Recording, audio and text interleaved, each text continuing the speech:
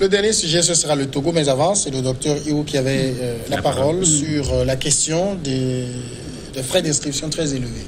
Oui, non, et puis de ce que gagne un président de la République. Il a son salaire, donc en 90, c'était à 6 millions. Vous dites, après 5 ans, il est forcément riche. Il n'y a pas que les salaires. Il y a la caisse noire. Vous avez ce qu'on appelle les fonds propres à la présidence, des fonds secrets. Oui. Les fonds secrets. Les caisses noires, en fait. Non, on appelle ça fonds secrets. C'est avec ces fonds secrets-là qu'on prélève pour envoyer, par exemple, des avions à Accra, au Bénin, tout ça. Et en 90, c'était déjà à 6 milliards. 6 milliards. Pour la présidence. Et il n'a de compte à rendre à personne, sauf à la Cour des comptes. Donc un président, s'il a 6 milliards et qu'il dépense que 3 milliards dans l'année, multiplié par 5 ans, vous voyez ce qu'il a comme argent. Et si je suis président, je ne vais pas dépenser les 6 milliards aussi pour faire des trucs. Donc il a son salaire, il ne paie pas l'eau, l'électricité, le téléphone, tout ça, il les nourrit, et c'est normal qu'après 5 ans quand même, ils ont l'argent. Bon, mais donc, pour ce qui concerne les pays développés, les gens financent Microsoft, tout ça là, pour favoriser les vous avez vu Trump, comment il a favorisé les sociétés. Oui. Dans les sociétés financent, c'est comme ça dans tous les pays du monde, ce n'est pas agent de conscience ou tout ça. Si vous avez de l'argent que vous financez quelqu'un qui va être président, vous faites les sondages, c'est pour ça que les sondages sont importants, que vous savez qui va être président, que vous le financez, vous le dites, bon, mon fils est ici, là, si vous êtes président, faites-le. On peut le nommer ambassadeur à Paris, dans les grandes ambassades. Mais c'est comme ça. Bon, ici, peut-être à la différence de l'Occident, où on a des sociétés formelles qui financent parfois en sous-main, ici, c'est peut-être les cadres responsables de sociétés qui veulent maintenir leur poste, qui financent aussi. Mais combien ils ont combien ont gagné? Ils s'occupent quand même de faire la campagne. Combien ont gagné au Togo? Ils ont combien? Les salaires dépassent pas 1,5 million. Il n'y a aucun cadre qui gagne 1,5 million. Quand vous prenez les responsables des grandes sociétés. Oui, bon, là, c'est normal. Ils ont les caisses noires. Là, c'est pas leur propre argent. C'est pas leur propre argent. Et puis ça, dans les fonds de la société. Finalement, dans tous les cas, c'est le bas peuple qui perd.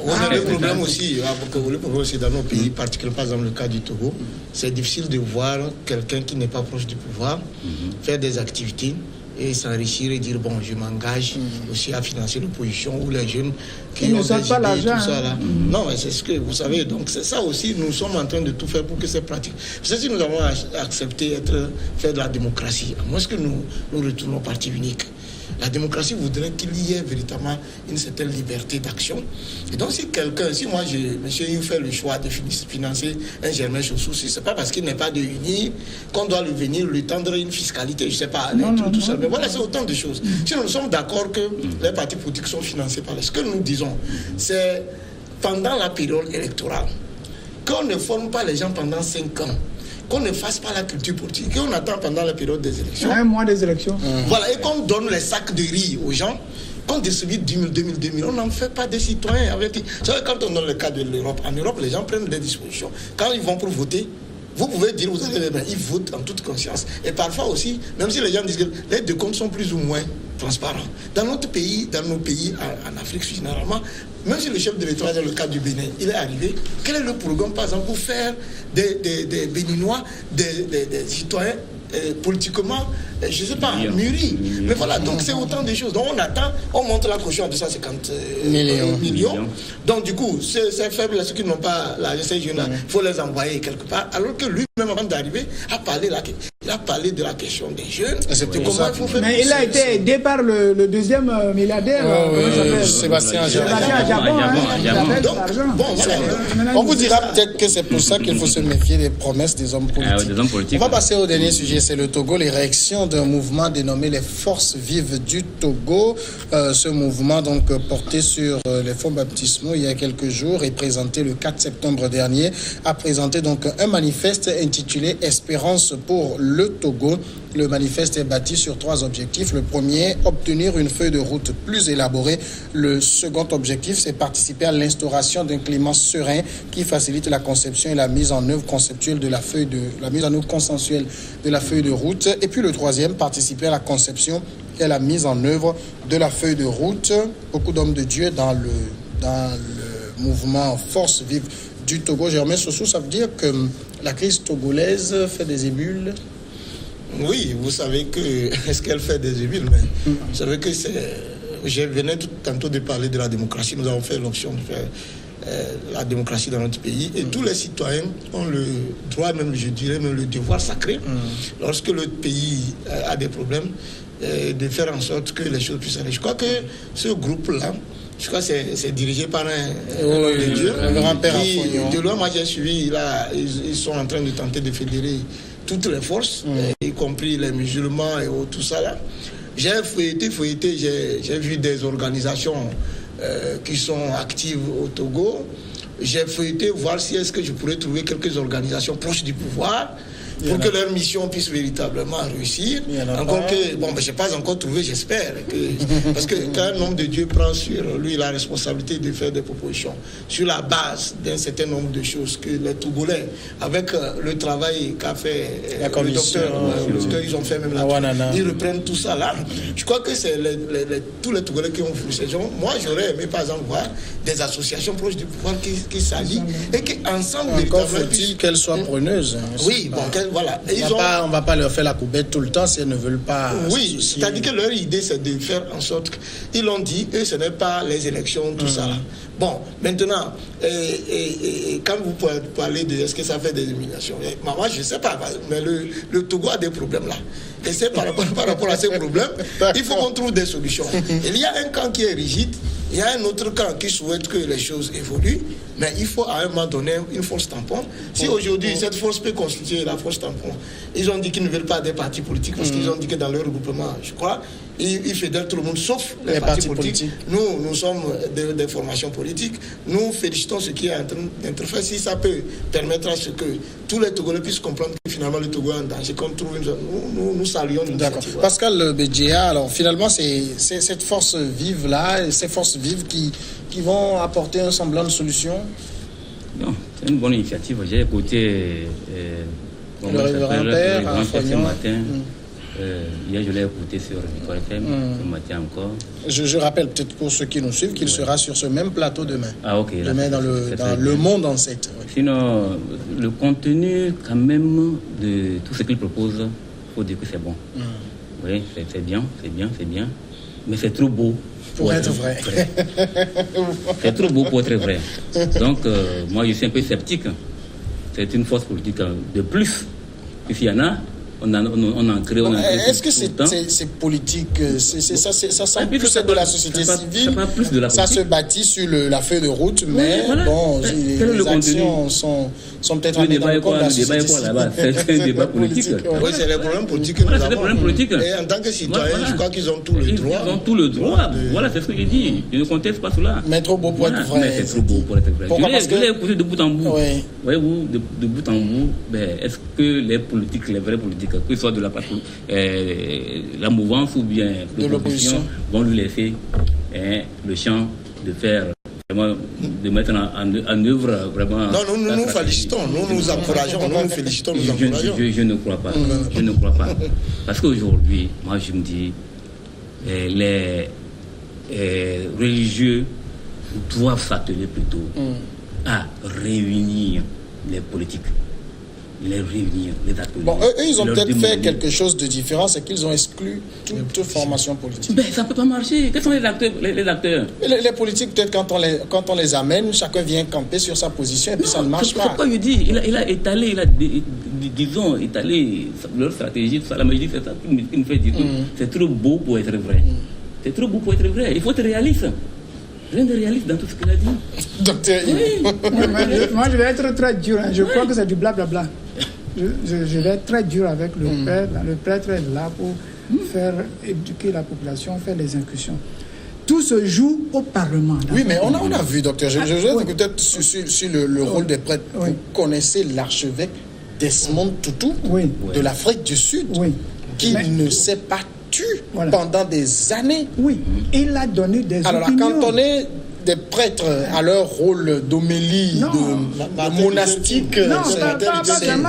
Les pasteurs et les prêtres ont joué de grands rôles, mais il ne faut pas oublier que la politique... Peut-être qu'il y a qu'au Togo où on voit que les hommes de Dieu doivent être à l'église, doivent être dans la mosquée, doivent être dans les couvents, et ne pas s'intéresser au débat politique. Pas l'église seulement, mais nous dit qu'il ne veut pas faire la politique avec des partis politiques. Il parle de quelle feuille de route? Normalement, ce n'est pas la CEDEAO qui doit venir nous faire des feuilles de route ici. L'opposition, le pouvoir devait s'entendre. On a dit ici, Fabre doit avoir le numéro privé de M. Faure-Gnassingbé. Peut-être qu'il est là, mais il ne l'appelle pas. À toutes les cérémonies du 27 avril, il est le troisième personnage de l'État. S'il faut parler franchement, au point de vue... on n'a pas besoin de la CEDEAO. S'ils étaient entendus depuis là, on n'a même pas besoin de la CEDEAO. Les élections législatives devaient avoir lieu en juillet dernier. Donc tout ça... Il parle de quelle feuille de route, le prêtre? La même que dont vous parlez. Il fait de la politique, la feuille de route.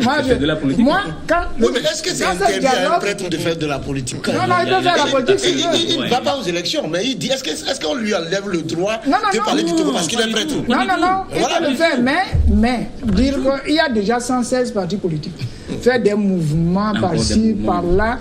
Et ces mouvements ne peuvent rien faire s'ils ne sont pas... Moi, j'aurais aimé qu'ils conseillent aux jeunes d'aller dans tous les partis politiques de leur choix, de se former. Parce que si les jeunes ne se forment pas... Les partis ne forment personne. Ah, mais il faut qu'ils le forment. Parce que, non, si... Alors, lui, il vient de... Ton parti, c'est quoi? Le Togo autrement. Le Togo autrement. Il faut former les gens. Faisons des formations.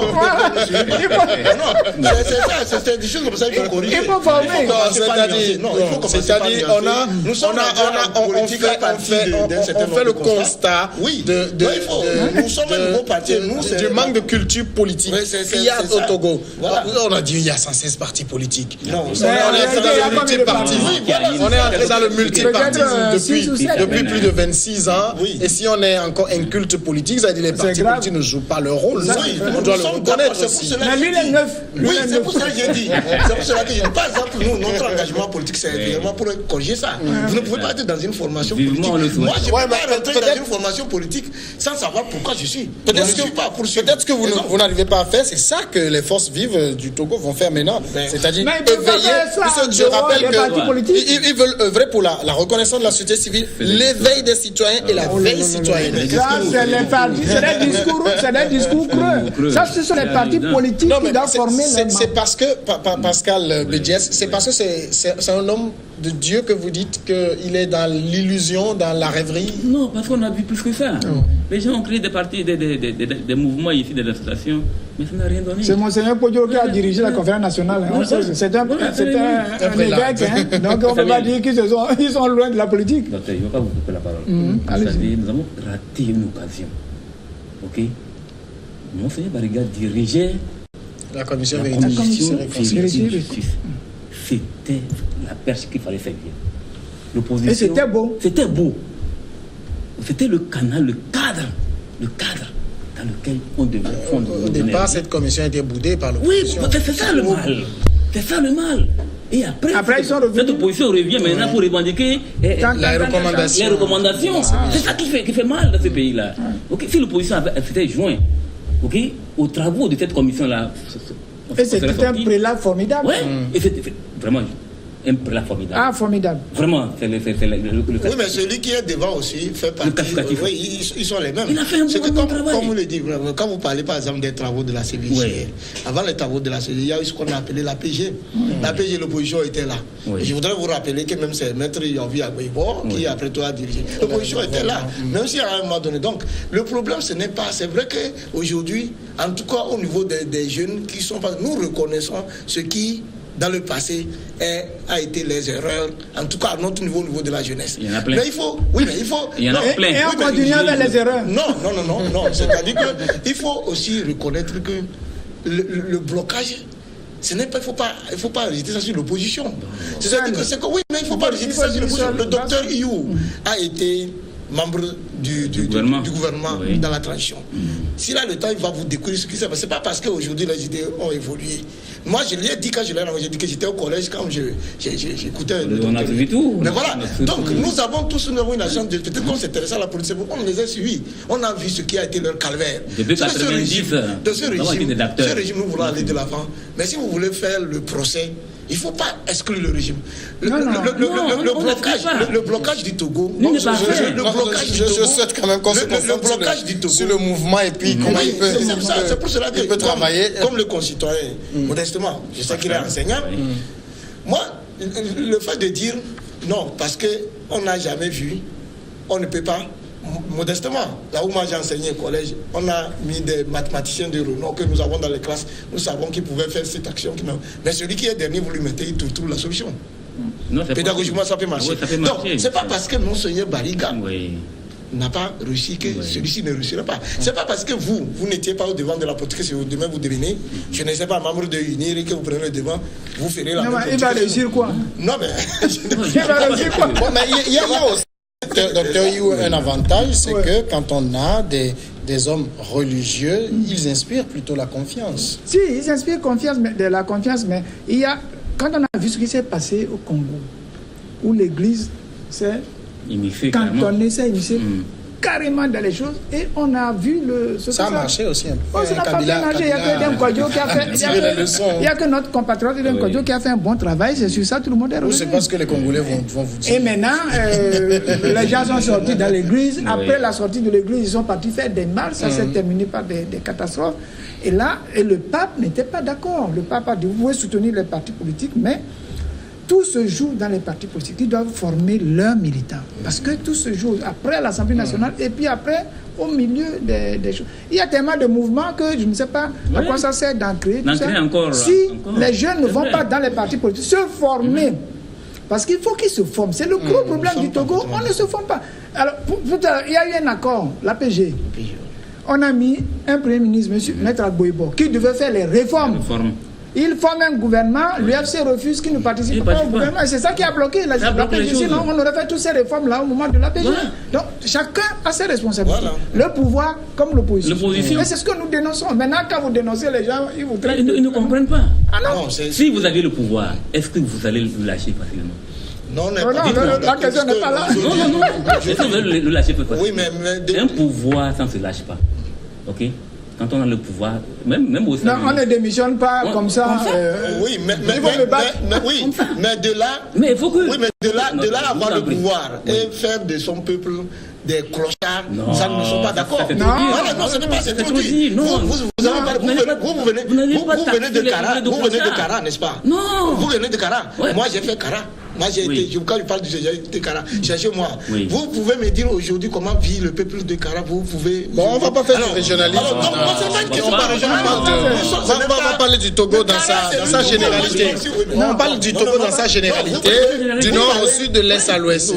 Je vous dis que moi, je suis concret. Je ne peux pas parler de moi. Attends. Mais je dis, c'est ce que je dis. C'est que nous sommes d'accord que chacun a des responsabilités, mais les responsabilités ne sont pas les mêmes. Le pouvoir ne peut pas gérer les Togolais pendant plus de 50 ans. Vous allez venir me dire ici que l'opposition tente. Mais le pouvoir, c'est lui qui a le destin du peuple. Après 50 ans. Où en sommes-nous aujourd'hui? Sossou, les députés contrôlent l'action du gouvernement. Tous les députés doivent le savoir. S'ils ne le savent pas, ça ne marche pas. Si quelqu'un est resté 50 ans, c'est que ce n'est pas seulement parce qu'ils sont trop forts, c'est parce que l'opposition est trop faible. Pourquoi? On aurait dû avoir l'alternance en 1993. Vous le savez. Et Adema était à terre. En parlant entre guillemets. En 94. L'opposition avait eu. Non, attends, je parle d'abord de 93. Edem Kwadjo était candidat à la présidence. Il était bien parti. Tous les sondages lui donnaient 60% à 65%. À 4 jours, l'opposition fait et se retire. Et Adema s'est retrouvé seul. Et gagne les élections. En 1994, l'opposition gagne les législatives. Nous, les Togolais, on a donné à l'opposition la majorité absolue. Les deux, Edem Kwadjo et Agboibo, refusent de gouverner et laissent tout au RPT. Ils en ont fait quoi? Attention, la dernière chose grave, Samuel, en 1999, on était en exil. On a appris que l'opposition veut boycotter les élections. On leur a écrit à tous les leaders, là, demandé à tous les leaders, si on ne leur a pas écrit, nous les opposants, qui sont en exil, que si vous boycottez les élections de 1999, le RPT va se retrouver seul au Parlement. C'est légal. Ils vont modifier légalement la Constitution. Ce n'est pas un toilettage ni machin. Docteur. Et ils ont modifié. Et on en est là. Docteur, je ne vous pas. C'est le crime de lèse-majesté commis par l'opposition et aujourd'hui on est encore en train de traîner. La Constitution togolaise a prévu les garde-fous. Il y a des gens, on aurait même oublié la famille Fingé aujourd'hui. Ah oui, on l'aurait oublié. On l'aurait oublié. L'opposition a laissé un boulevard Ayadema. Si Eden Kwadjo et Agboibo avaient gagné, si Eden Kwadjo et Agboibo avaient gouverné ensemble en 1994, Ayadema ne serait jamais réélu en 1994. Bon, vous savez, peut-être avec des si, on ne sait jamais ce que Paris n'existerait pas. Jamais réélu en 1994. Je me rends compte que vous faites le procès d'un échec de la classe politique. Exact. Est-ce que ça veut dire aujourd'hui que ces mouvements peuvent réussir là où ces classes politiques ont échoué aussi? Les jeunes comme lui peuvent réussir. Samuel, là où moi je suis sceptique, bon, ils n'ont pas décliné leur stratégie pour qu'on puisse savoir qui adhère. Bon, pour pas que ce soit une coquille vide. Non, pour le moment, je rappelle par exemple au sommet, on a le père Afognon, on a André Kagny-Afanou, très connu, on a Michel Aguet du GFDD et puis le pasteur Vouquet de l'église évangélique du Togo. Mais qu'ils soient élus, que leur candidat soit élu le 20 décembre. Parce que bon, ils n'ont pas de candidat, ils ne veulent pas s'ingérer dans les... Oui, mais ils veulent apporter des solutions au problème du Togo. C'est-à-dire, oui. Si le 20... Moi non plus. Non, ils disent par exemple que la feuille de route n'est pas... Il faut un programme clair. Ça veut dire ils sont plus intelligents que les... Ils sont plus intelligents que les chefs d'État de la CEDEAO. Ils n'ont pas dit ça. Là aussi, docteur, c'est pas parce qu'on est chef d'État qu'on est plus intelligent. Non, je demande si... C'est pas si ils étaient là. Non, on est d'accord. Ils étaient là. Oui, c'est pas parce que on est sur le tel plateau. Ils étaient là quand la CEDEAO était ici. Qu'est-ce qu'ils ont proposé? Oui, mais maintenant, oui. Ils n'ont rien proposé. Vous avez fait une tournée sur toute l'étendue du territoire. Vous avez amené les décisions de... Est-ce que c'est différent de ce que la CEDEAO propose? S'ils sont venus en appui, moi je trouve que si ça peut donner quelque chose, nous sommes preneurs. Nous voulons que on puisse aller de l'avant. Mais par rapport à ce qu'a dit mon confrère, tout à l'heure, mon concitoyen, nous, enfin, moi Germain Sossou, je suis...